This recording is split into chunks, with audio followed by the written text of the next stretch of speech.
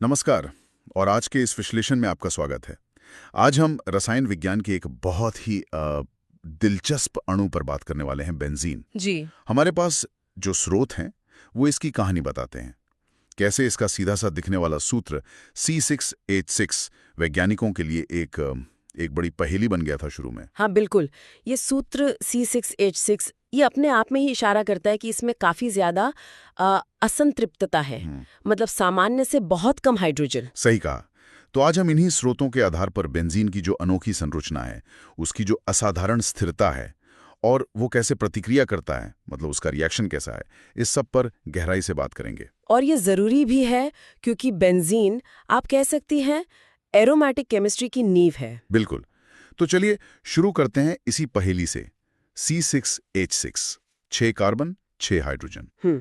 अब देखिए, अगर हम एक सीधी चेन वाले 6 कार्बन कंपाउंड जैसे हेक्सेन को देखें तो उसका सूत्र होता है C6H14। जी। बेंजीन में 8 हाइड्रोजन कम है। ये तो बहुत बड़ी कमी है। हाँ, बहुत ज्यादा। इससे साफ पता चलता है कि इसमें या तो कई डबल बॉन्ड्स होने चाहिए या ट्रिपल बॉन्ड या फिर कुछ और, शायद कोई रिंग। तो शुरू में वैज्ञानिकों के सामने यही सवाल था कि भाई ये 6 कार्बन और 6 हाइड्रोजन जुड़े कैसे हैं? कौन से वो पहले प्रयोग थे जिनसे कुछ अंदाजा लगा? देखिए, शुरुआती जांच में 2 प्रयोग बहुत महत्वपूर्ण साबित हुए। पहला था बेंजीन की ब्रोमीन के साथ अभिक्रिया। अच्छा, ब्रोमीन के साथ? हाँ, जिसमें आयरन 3 ब्रोमाइड मतलब FeBr3 उत्प्रेरक का काम करता है।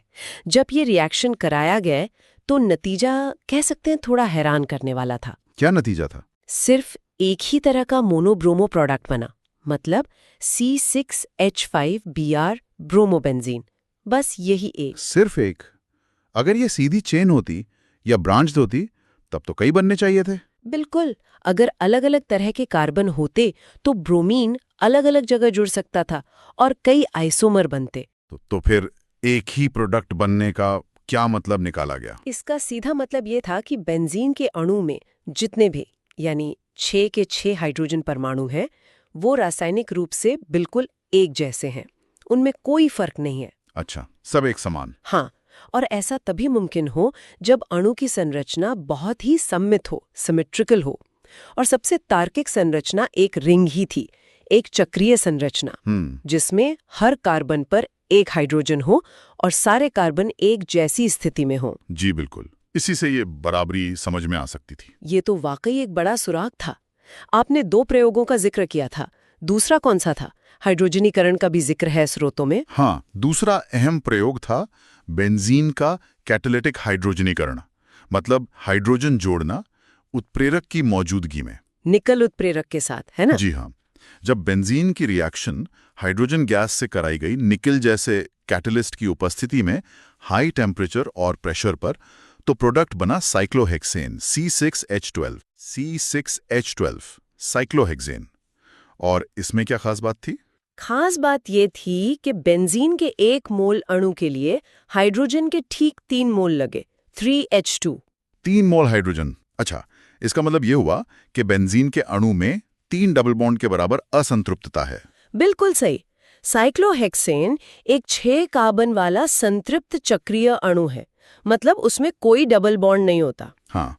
तो बेंजीन से साइक्लोहेक्सेन बनाने के लिए 6 हाइड्रोजन परमाणु जोड़ने पड़े, यानी 3 H2 मॉलिक्यूल। ये न सिर्फ कंफर्म करता है कि संरचना चक्रीय है क्योंकि प्रोडक्ट साइक्लोहेक्सेन बना, हाँ, वो भी चक्रीय है, बल्कि ये भी बताता है कि इस रिंग में 3 C=C डबल बॉन्ड के बराबर इकाइयां हैं। तो मतलब ब्रोमिनेशन से पता चला सारे हाइड्रोजन समान, यानी सिमेट्रिकल रिंग, और हाइड्रोजनेशन से पता चला रिंग है, 6 कार्बन की है और 3 डबल बॉन्ड जितनी अनसैचुरेशन है। एकदम सही। इन दोनों प्रयोगों ने मिलकर एक 6 सदस्यीय चक्रीय संरचना की तस्वीर लगभग पक्की कर दी थी। ठीक है, तो अब तस्वीर थोड़ी साफ होने लगी थी। 6 कार्बन की रिंग, हर कार्बन पर एक हाइड्रोजन और कुल मिला के 3 डबल बॉन्ड जैसी चीज। और इसी माहौल में 1865 में ऑगस्ट केकुले आए अपने मशहूर प्रस्ताव के साथ। हाँ, ऑगस्ट केकुले। उन्होंने क्या संरचना दी थी? और वो सपने वाली कहानी भी है शायद। हाँ, वो कहानी तो बहुत मशहूर है। केकुले ने एक उस समय के हिसाब से क्रांतिकारी विचार दिया। उन्होंने बेंजीन के लिए एक चक्रीय, षटकोणीय और समतलीय मतलब प्लेनर संरचना बताई। अच्छा। 6 कार्बन एक रिंग में जुड़े हैं और उनमें सिंगल और डबल बॉन्ड एकांतर क्रम में है। मतलब एक सिंगल, फिर एक डबल, फिर सिंगल, फिर डबल, ऐसे सी, सिंगल सी, डबल सी, सिंगल सी, डबल सी, और वापस पहले कार्बन से जुड़ा हुआ, और हर कार्बन से एक हाइड्रोजन। ये तो C6H6 सूत्र और 3 डबल बॉन्ड वाली बात दोनों को संतुष्ट करता है। बिल्कुल। और हाँ, कहते हैं कि उन्हें ये आइडिया एक सपने में आया था, जिसमें एक सांप अपनी ही पूंछ पकड़ रहा था। ओरोबोरोस, चक्रीय संरचना का प्रतीक। कमाल है, ये संरचना तो उस समय के ज्ञान के हिसाब से काफी सही लगती है। इसने बेंजीन के कई गुणों को समझाया भी होगा, पर क्या ये पूरी तरह सही थी? क्या इसमें कुछ कमियां थी? स्रोत बताते हैं कि कुछ दिक्कतें थीं। हाँ, केकुले की संरचना एक बहुत बड़ी कामयाबी थी, इसमें कोई शक नहीं। लेकिन जल्द ही एक समस्या सामने आई, खासकर जब डाई सब्स्टिट्यूटेड बेंजीन कंपाउंड्स को देखा गया। डाई सब्स्टिट्यूटेड मतलब जब 2 हाइड्रोजन की जगह कुछ और लगाओ? जी, जैसे मान लीजिए ऑर्थो डाइब्रोमोबेंजीन, यानी 1,2 डाइब्रोमोबेंजीन, जहां 2 ब्रोमीन परमाणु अगल-बगल वाले कार्बन पर जुड़े हों। ठीक। अब केक्यूले की जो स्थिर संरचना थी, जिसमें सिंगल और डबल बॉन्ड अपनी जगह फिक्स थे, उसके हिसाब से इस 1,2 डाइब्रोमोबेंजीन के 2 अलग-अलग आइसोमर होने चाहिए थे। 2 अलग-अलग? वो कैसे, थोड़ा समझाएंगी? देखिए, केक्यूले की रिंग में कार्बन 1 और 2 के बीच या तो सिंगल बॉन्ड होगा या डबल बॉन्ड, है ना? हाँ। अगर 2 ब्रोमीन उन कार्बन पर जुड़े हैं जिनके बीच डबल बॉन्ड है, BRC = CBr, तो उनकी आपसी दूरी, उनका रासायनिक माहौल, वो अलग होगा उस स्थिति से जब वो उन 2 कार्बन पर जुड़े हों जिनके बीच सिंगल बॉन्ड है, BRC CBr। अच्छा, हाँ। बॉन्ड की लंबाई अलग होगी, इलेक्ट्रॉन घनत्व अलग होगा, तो सैद्धांतिक रूप से 2 अलग अणु होने चाहिए थे। बिल्कुल, सिद्धांत तो यही कहता था। लेकिन असल में क्या मिला? प्रयोगों में क्या 2 मिले? नहीं, यही तो प्रॉब्लम थी। प्रयोगात्मक रूप से आप कितनी भी कोशिश कर लें, सिर्फ एक ही तरह का ऑर्थोडाइब्रोमोबेंजीन मिलता था, दूसरा आइसोमर कभी नहीं मिला। ओह, तो ये तो केकुले की फिक्स्ड बॉन्ड वाली संरचना के खिलाफ जा रहा था। सीधे तौर पर ये एक बड़ी विसंगति थी। तो केकुले ने इसका क्या हल सुझाया? मैंने पढ़ा है कि उन्होंने बॉन्ड के ऑसिलेशन या दोलन का आइडिया दिया था। क्या ये ऐसा था कि सिंगल और डबल बॉन्ड तेजी से अपनी जगह बदल रहे थे? हाँ, इस मुश्किल से निपटने के लिए केक्यूले ने ये सुझाव दिया कि बेंजीन में डबल बॉन्ड स्थिर नहीं है, वो बहुत तेजी से अपनी पोजीशन बदल रहे हैं। मतलब एक संरचना फौरन दूसरी में बदल रही है, और इतनी तेजी से कि हम उन 2 अलग आइसोमर्स को पकड़ ही नहीं पाते। अच्छा, एक तरह का रैपिड इक्विलिब्रियम। हाँ, कुछ वैसा ही। ये उस समय इस गड़बड़ी को समझाने की एक चालाक कोशिश थी, लेकिन ये आखिरी जवाब नहीं था। ये असल में एक ज्यादा गहरे सिद्धांत की तरफ इशारा कर रहा था। अनुनाद की तरफ? बिल्कुल, जिसे हम आज रेजोनेंस या अनुनाद कहते हैं। ये दोलन वाला आइडिया बेंजीन की जो असाधारण स्थिरता है, उसको भी पूरी तरह नहीं समझा पा रहा था। अनुनाद, रेजोनेंस, ये शब्द तो ऑर्गेनिक केमिस्ट्री में बार बार सुनने को मिलता है। तो आज का मॉडर्न व्यू क्या है? अनुनाद के हिसाब से बेंजीन की संरचना कैसी है? क्या ये वाकई 2 संरचनाओं के बीच बदल रहा है? नहीं, यहीं पर देखिए मुख्य फर्क है। अनुनाद का सिद्धांत ये नहीं कहता कि अणु 2 या ज्यादा संरचनाओं के बीच तेजी से पलट रहा है या ऑसिलेट कर रहा है। अच्छा, तो फिर क्या है? बल्कि बेंजीन की जो असली संरचना है, वो उन 2 मुख्य केक्युलस संरचनाओं का, जिन्हें हम अनुनादी या योगदानकर्ता संरचनाएं कहते हैं, उनका एक मिश्रण है। मतलब एक हाइब्रिड है। हाइब्रिड मिश्रण मतलब न ये न वो, बल्कि दोनों का मिला-जुला रूप। बिल्कुल, आप इसे ऐसे समझ सकती हैं कि असली बेंजीन अणु न तो पूरी तरह से संरचना ए है, न पूरी तरह से संरचना बी, बल्कि इन दोनों का एक औसत है, एक मिला-जुला रूप है। इसीलिए अनुनाद संकर या रेजोनेंस हाइब्रिड को अक्सर एक षटकोण बनाकर उसके अंदर एक गोला बना देते हैं। हाँ, वो गोला देखा है। वो क्या दिखाता है? वो गोला यही दिखाता है कि जो पाए इलेक्ट्रॉन है, वो किसी 1 या 2 कार्बन के बीच लोकलाइज्ड नहीं है, फिक्स नहीं है, वो पूरे रिंग पर फैले हुए हैं, डीलोकलाइज्ड है। और इस रेजोनेंस हाइब्रिड का कोई वास्तविक परिणाम भी है, या ये बस एक थियरी है? आपने स्थिरता की बात की थी। इसका बहुत बहुत महत्वपूर्ण वास्तविक परिणाम है। रेजोनेंस का सबसे बड़ा असर ये है कि जो रेजोनेंस हाइब्रिड होता है वो हमेशा किसी भी एक अकेली योगदानकर्ता संरचना, जैसे कैक्युले की कोई एक संरचना, से ऊर्जा में कम होता है। ऊर्जा में कम मतलब ज्यादा स्थिर होता है, ज्यादा स्टेबल। इलेक्ट्रॉनों का इस तरह से एक बड़े एरिया में फैल जाना, जिसे हम डीलोकलाइजेशन या विस्थानीकरण कहते हैं, ये अणु को एक एक्स्ट्रा स्टेबिलिटी देता है। ये सिर्फ दो संरचनाओं का औसत नहीं है, ये उनसे बेहतर, उनसे ज्यादा स्थिर है। ये दिलचस्प है। संरचना सिर्फ कागज पर नहीं है, ये स्थिरता से सीधे जुड़ी है। पर ऐसा होता कैसे है? परमाणु स्तर पर क्या चल रहा है? ये इलेक्ट्रॉन फैलते कैसे हैं? ऑर्बिटल का कुछ रोल है इसमें? बिल्कुल है। अनुनाद और डीलोकलाइजेशन को समझने की चाबी परमाणु ऑर्बिटल की संरचना में ही है। बेंजीन रिंग के सभी 6 कार्बन परमाणु वो sp2 संकरित होते हैं, हाइब्रिडाइज्ड। sp2 मतलब ट्राइगोनल प्लेनार ज्योमेट्री, 120 डिग्री के कोण। हाँ, बिल्कुल। sp2 हाइब्रिडाइजेशन में एक s और 2 p ऑर्बिटल मिलकर 3 sp2 हाइब्रिड ऑर्बिटल बनाते हैं।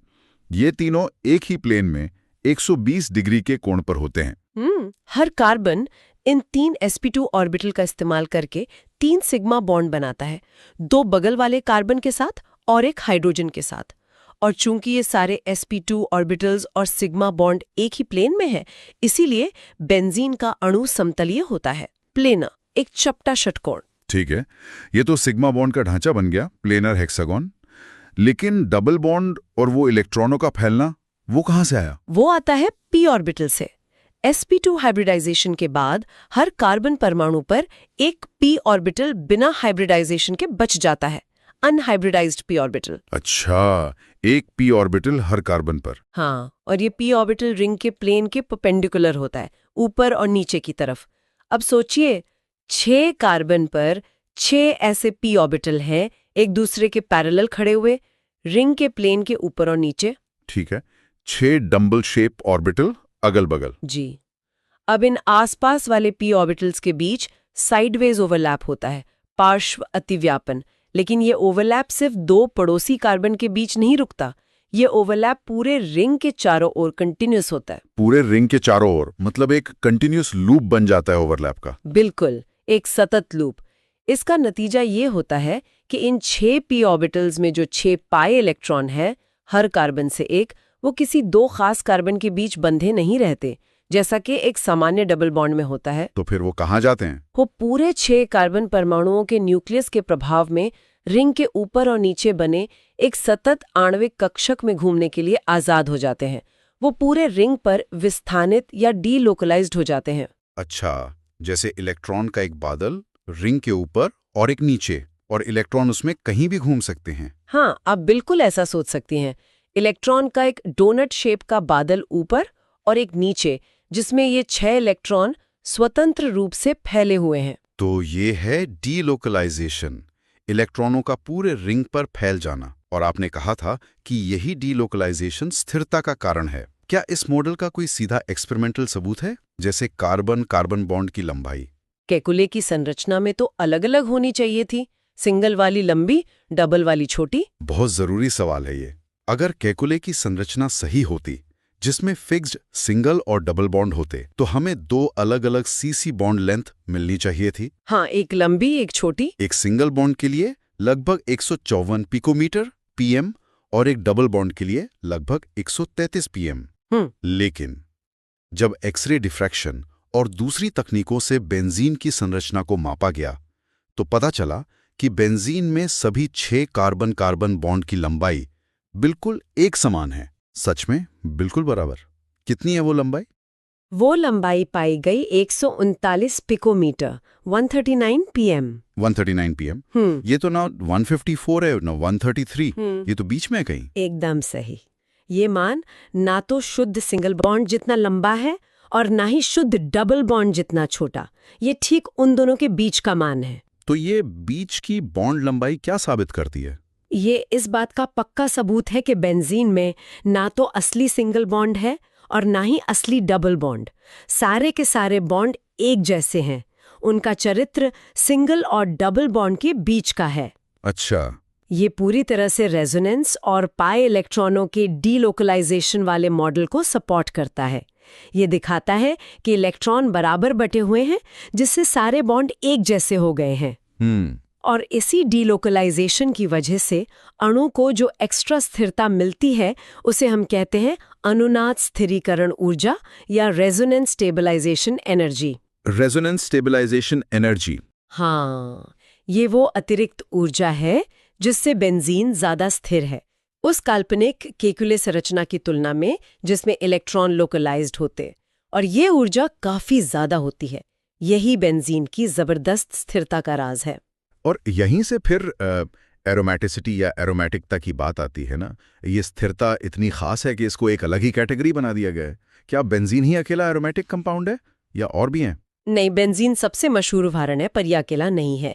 एरोमेटिसिटी दरअसल कुछ खास शर्तों को पूरा करने वाले चक्रीय यौगिकों का एक गुण है।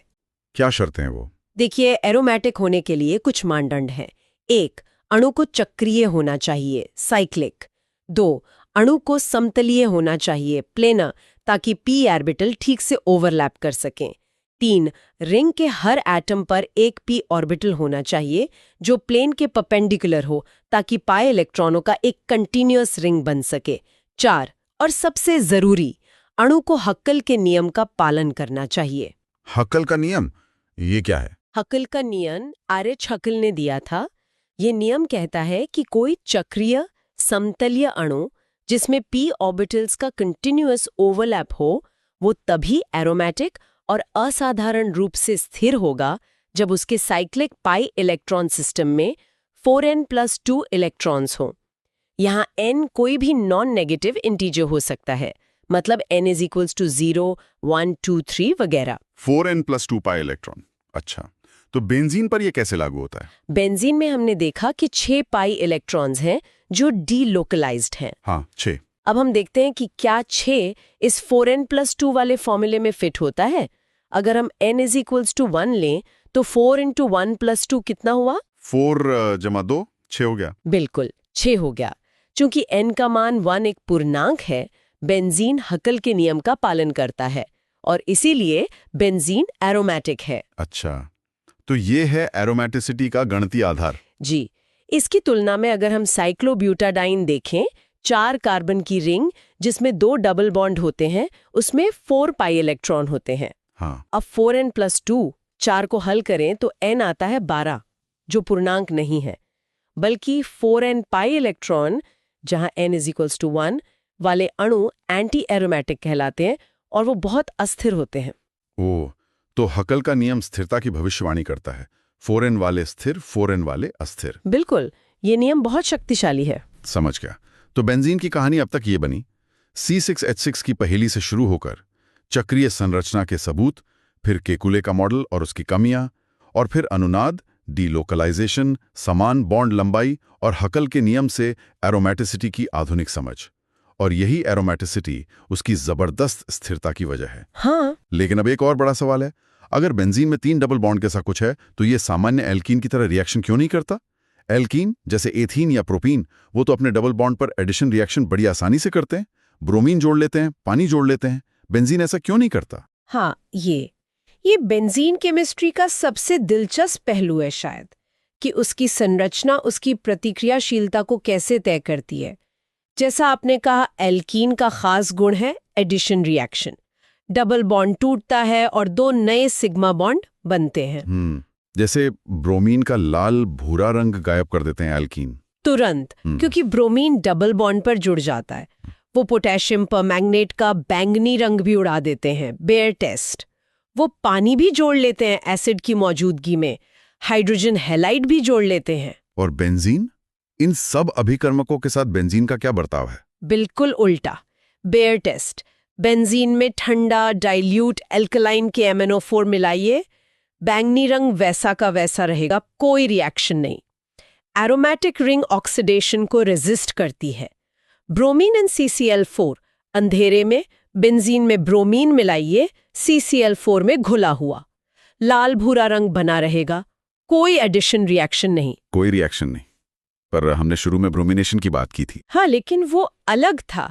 वो तब होता है जब आप आयरन 3 ब्रोमाइड जैसा लुइस एसिड कैटलिस्ट डालते हैं और थोड़ी गर्मी देते हैं, तब रिएक्शन होता है। लेकिन वो एडिशन नहीं होता, वो होता है सब्स्टिट्यूशन, प्रतिस्थापन। सब्स्टिट्यूशन मतलब रिंग का एक हाइड्रोजन परमाणु हटता है और उसकी जगह एक ब्रोमीन परमाणु लग जाता है। C6H6 plus Br2 is equal to C6H5 Br plus HBr। लेकिन जो एरोमेटिक रिंग है वो वैसी की वैसी बनी रहती है, टूटती नहीं। अच्छा, तो एडिशन नहीं, सब्स्टिट्यूशन। और पानी के साथ? पानी या एसिडिक पानी के साथ भी सामान्य परिस्थितियों में बेंजीन कोई रिएक्शन नहीं करता, जबकि एल्कीन कर लेते हैं, अल्कोहल बनाते हैं। तो मतलब निचोड़ ये है कि एल्कीन अपने पाई बॉन्ड को तोड़कर एडिशन करना पसंद करते हैं, जबकि बेंजीन अपनी एरोमेटिक रिंग को बचाए रखते हुए सब्स्टिट्यूशन करना पसंद करता है। एकदम सही। हाँ, एडिशन रिएक्शन बेंजीन में भी होती है, पर बहुत मुश्किल से, जैसे वो हाई प्रेशर वाला हाइड्रोजनेशन। सामान्य लैब कंडीशन में सब्स्टिट्यूशन ही होता है। बिल्कुल। और इसकी वजह वही एरोमेटिक स्थिरता, बेंजीन के डीलोकलाइज्ड पाई इलेक्ट्रॉन सिस्टम की जो रेजोनेंस स्टेबलाइजेशन एनर्जी है वो बहुत ज्यादा है। कोई भी एडिशन रिएक्शन इस स्थिर एरोमेटिक सिस्टम को तोड़ देगी, नष्ट कर देगी। अगर ब्रोमीन बेंजीन पर ऐड हो जाए तो प्रोडक्ट एक नॉन एरोमेटिक कंपाउंड बनेगा और वो खास स्थिरता खत्म हो जाएगी। ये एनर्जी के लिहाज से बहुत महंगा पड़ेगा। हाँ, सिस्टम को अस्थिर क्यों करना चाहेगा वो? बिल्कुल। दूसरी तरफ जो electrophile aromatic substitution EAS reaction है, उसमें एक इलेक्ट्रोफाइल आता है, हाइड्रोजन को हटाता है और खुद जुड़ जाता है।